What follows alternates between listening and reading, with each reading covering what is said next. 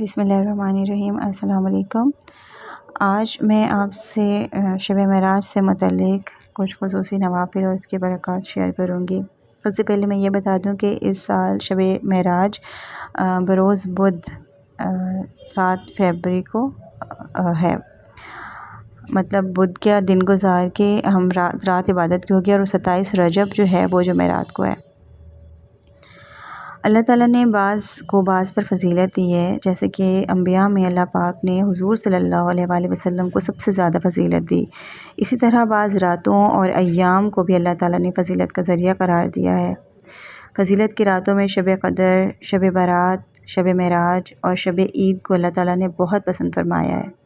اللہ تعالیٰ کا ان راتوں کو پسند فرمانا امت مصطفیٰ صلی اللہ علیہ وآلہ وسلم پر احسان عظیم ہے، اور ان دنوں میں عاشوراء کے ایام بھی بہت باعث فضیلت ہیں۔ ان ایام میں زیادہ سے زیادہ عبادت الہی کی کوشش کرنی چاہیے۔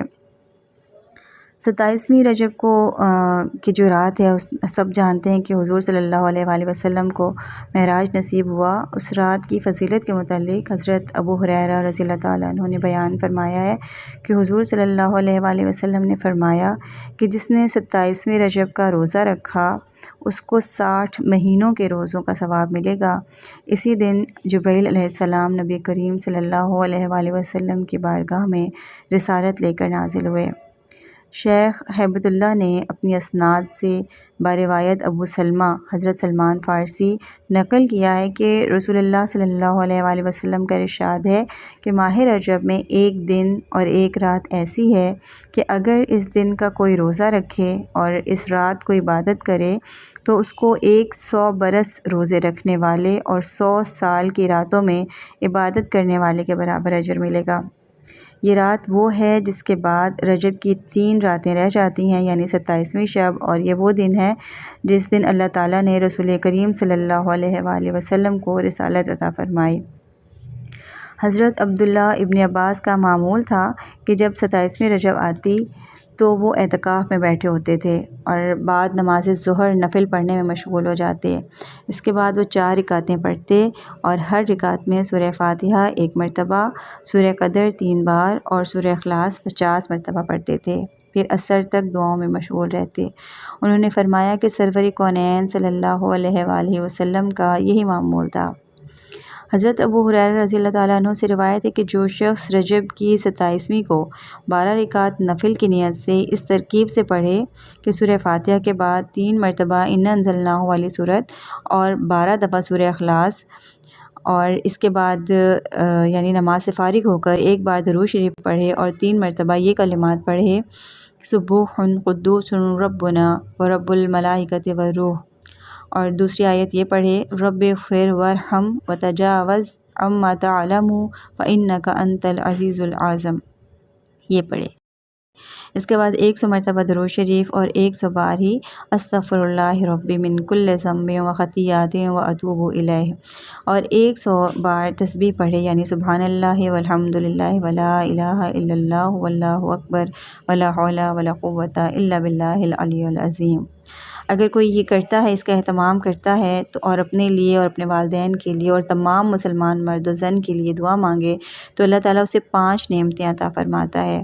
مخلوق کا عمر بھر محتاج نہیں ہوگا، ایمان پر خاتمہ ہوگا، اس کی قبر کشادہ کر دی جائے گی، جنت کی ہوائیں اسے پہنچتی رہیں گی، اور اللہ تعالیٰ کی دیدار سے مشرف ہوگا۔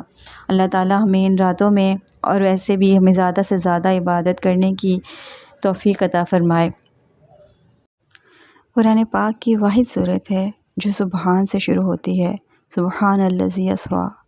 کوئی اور سورہ سبحان سے شروع نہیں ہوتی۔ سبحان کا کیا مطلب ہے؟ پاک۔ لیکن یہاں اللہ تعالیٰ کیا کہنا چاہتے ہیں؟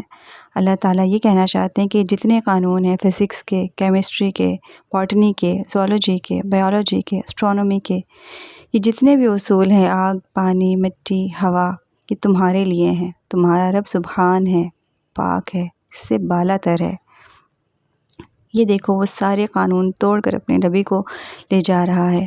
اللہ لے کر گیا، قریش کہنے لگے تم کیسے جا سکتے ہو، ایک رات میں کیسے جا سکتے ہو؟ اللہ نے جواب دیا یہ نہیں گیا، میں لے کر گیا ہوں۔ سبحان الذی اسریٰ، اسریٰ کہتے ہیں رات کا چلنا، اور اس میں کیا پیغام ہے کہ جس نے بھی اللہ کو ڈھونڈنا ہے، جس نے بھی اللہ کو پانا ہے، وہ رات کا کچھ وقت اللہ کو دے۔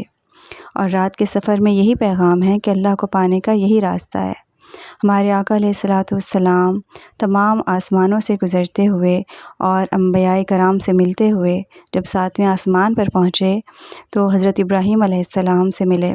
انہوں نے پیارے آقا علیہ الصلاۃ والسلام کا استقبال کیا، ماتھا چوما اور کہا اپنی امت کو میرا سلام کہنا۔ اور ہم آج تک 5 نمازوں میں جو درود ابراہیمی پڑھتے ہیں، یہ اسی محبت کا جواب ہے۔ اللہ پاک ہمیں اپنے قریب کرے، ہمیں آسانیاں عطا کرے اور آسانیاں تقسیم کرنے والا بنائے۔ وآخر دعوانا ان الحمد للہ رب العالمین۔